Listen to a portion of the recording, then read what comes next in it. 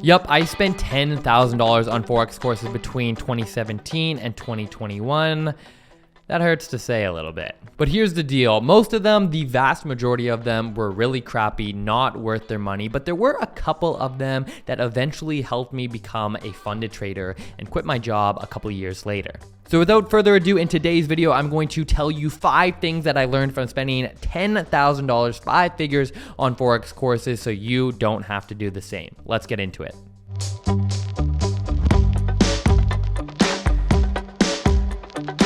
When I first got into trading, I devoured as much information as I could, and with that comes a bunch of different strategies.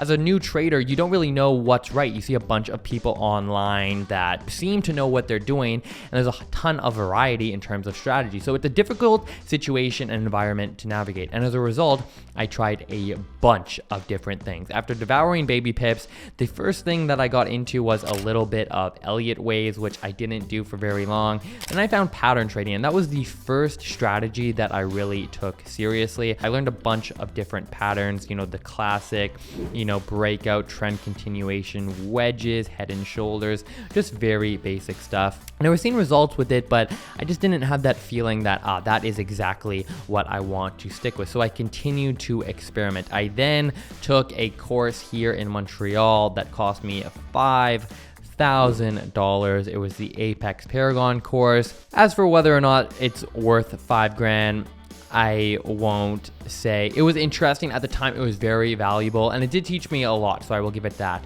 But I quickly became more of an analyst than a trader, which is what a lot of people that I've spoken with who've taken that course have said. Eventually, I found the FX Cartel course. I took that, and that was the last course that I took. So all of these combined led to over $10,000. And I learned something very, very interesting through taking all of these. I learned that literally all of these strategies work, every single one, and almost any strategy that you come up with will work. But the reason that there aren't more successful traders is because of psychology, and it's because of a lack of data. So you see, what happens is most traders, myself included, of course, when you start to see a bunch of consecutive losses in a row, very few traders have the patience to just stick it out. But any strategy, including if it's the greatest strategy in the world, is going to bring losses. But psychologically, traders aren't good at dealing with that. And so this is really a massive lesson that I learned.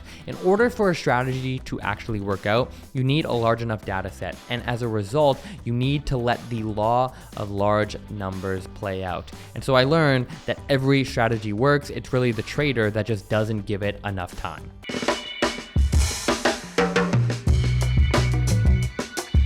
Lesson 2, you can't buy experience. Here's the deal with courses. Courses oftentimes in trading and outside of trading can get a bad rap, but really it accomplishes one thing. It saves you time. I'm very adamant on the fact that you can find absolutely everything online for free, not costing you a single dollar. And so if somebody is telling you that they have a secret sauce, they know what to do and nobody else does, I recommend you run far, far away, because it's not true. Most courses, in fact, 100% of courses are just repackaging material that you can find online for free. But yes, of course, if it puts it together in a method that saves you time, saves you pain, and will get you from point A to point B faster, it could be a great investment. You always either pay in time or money. You have to pay in one of those.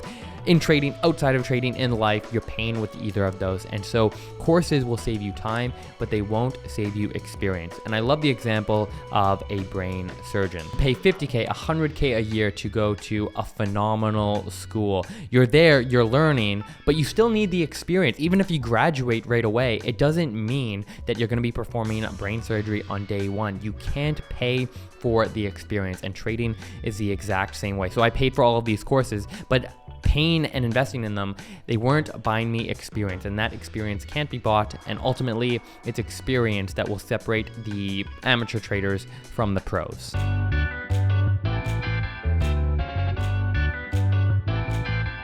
I think this is a good one, and I've titled it Community First, Loneliness Second. When you are first starting out as a trader, it's an overwhelming environment. There's so much information, you have so many questions, and so a community can actually be a great place. Whether that's a free Telegram group with a bunch of your friends or a paid group where you can connect with other traders, ask them questions, have a mentor, it's great because it's going to allow you to learn that much faster. But in my own experience, eventually, once you've learned what you need to learn, and it comes down to gaining that experience, a community can actually be a crutch, and that is where loneliness comes in. So from my personal experience, when I was in trading communities, I slowly became lazy. If everyone's trading the same strategy and the group is active, why do I need to do my analysis? I'll wake up, I'll check the group. If somebody sends a setup that looks good, I'll hop on the computer and I'll take the trade. They're doing the work, so why do I need to do it? We're all trading the same strategy. But that led to me relying on them. That led to me not doing the work. And that's why I think that eventually, for every trader on a trader's journey, they have to go out alone. They have to do it by themselves. And you can't do that if you're in a community. So community first, they're very valuable. They will save you time and pain. But loneliness second. Only you can do it.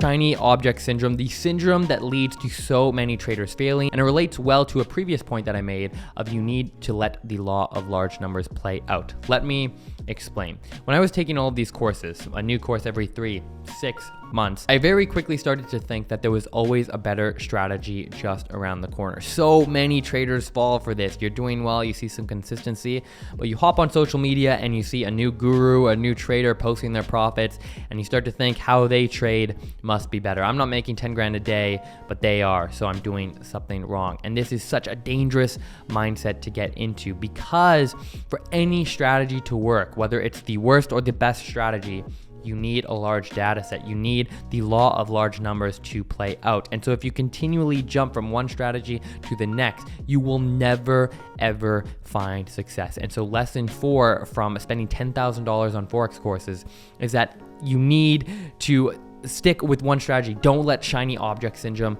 come and get you, because you will not make money. Law of large numbers. If you take one takeaway from this video, that is what you need to take from it.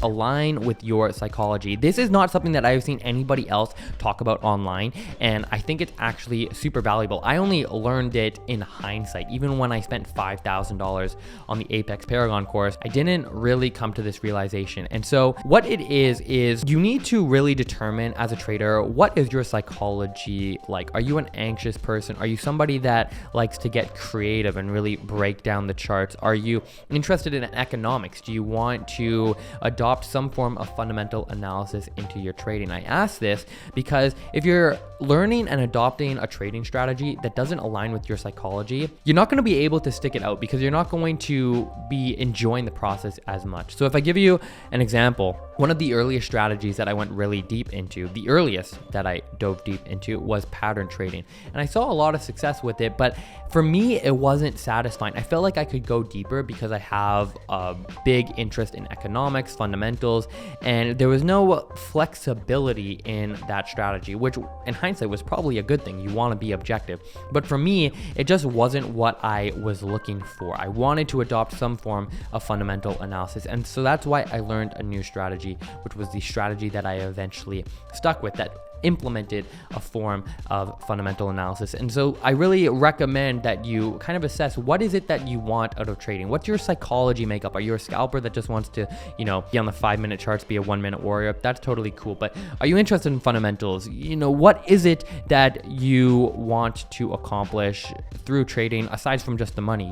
Why are you trading? So that's a bunch of different things. But really, the main lesson here is align your trading strategy with your trading psychology. That is 5 lessons from what I learned spending $10,000 on Forex courses. You can find everything online for free, and I hope this video potentially stopped you from spending that much money on Forex courses, because it is not necessary. But in hindsight, I'm glad I did it, because I can now make this video. Thank you guys for watching. We will see you in the next video, and until then, play the long game. Peace.